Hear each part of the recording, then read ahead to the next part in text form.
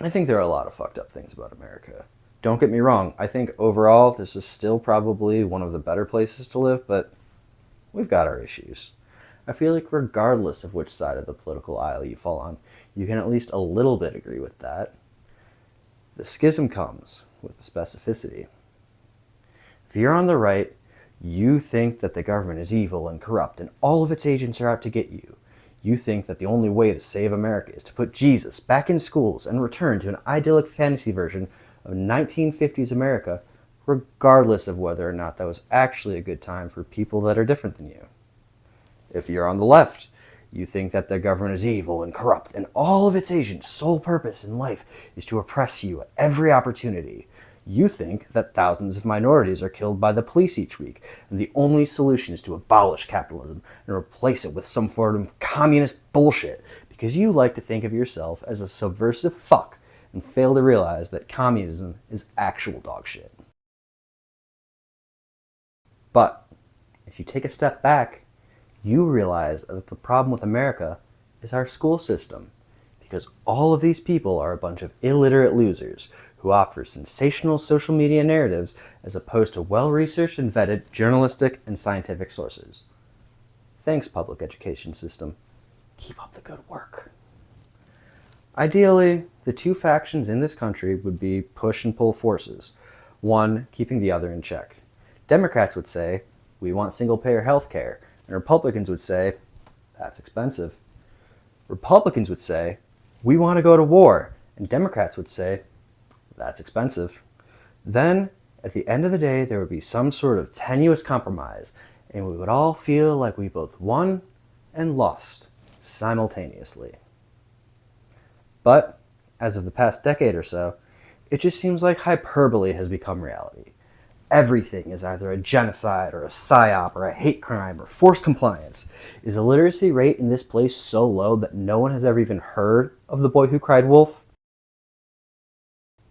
No? Alright, let me summarize. Some kid kept telling some townsfolk that there were wolves when there were no wolves. So, when the actual wolf showed up, no one believed him, and the wolves fucked his shit up. If you don't see the applicability of that story to modern day society, I don't even know. Have your legally mandated caretaker explain it to you between drool cleaning sessions. Let's start with the elephant in the room, Trump. If you're a Democrat, you probably hate Trump for pretty obvious reasons. But if you're a Republican, you should hate Trump. If you have any cognitive capability, you should hate Trump and want him gone for what he has done to your party. Say what you want about Dick Cheney, but at least he was a man with a plan. Trump? It's like giving a toddler one of those AR-15s that y'all love so much. That isn't to say he's not smart, or like at least a little bit intelligent, in some sort of like weird cult leader type of way. I mean, more, he's just like a walking id, saying and doing whatever it is he wants. And when someone tells him he can't say or do a particular thing, he throws a temper tantrum. Then his brain-dead sycophant supporters all also throw a temper tantrum because they can't be bothered to look into a singular fact that isn't force-fed to them by Facebook or Fox News. This twat instigated the world's most laughably inept coup, and these dipshits are still putting his name on their F-150s. I think we all want to go back to a world where Republicans can go back to just warmongering and crying about taxes. Patriots, my hairy Slavic ass. Y'all want a dictator. You just want one that agrees with you. And now for the jackasses. The commie fucks on the far left. These poverty larpers with their gender study degrees, paid for by rich parents, wail about seizing the means of production while simultaneously living off their Halliburton dad's money.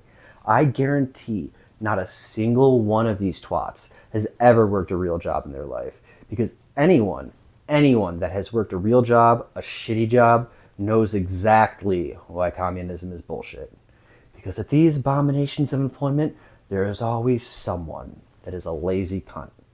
And that lazy cunt just worms out of any meaningful amount of labor and somehow still gets paid just as much as everyone else. Communism is like that, but everywhere. Now, I mean, that's not all of the Democrats, obviously. Many, but not all of these commie fucks are just younger kids. Unfortunately, the individuals who ought to be the voice of reason and rein in this dogshit ideology are a bunch of aging hipsters. These morons are so disgusted by the banal suburban losers that they've become that they'll lap up and regurgitate anything that the new hipsters spout out. I think we all want to go back to a world where Democrats can just go back to flip-flopping and crying about the environment. Revolutionaries, my hairy Slavic ass. You don't actually want change, you just want people to think you're cool.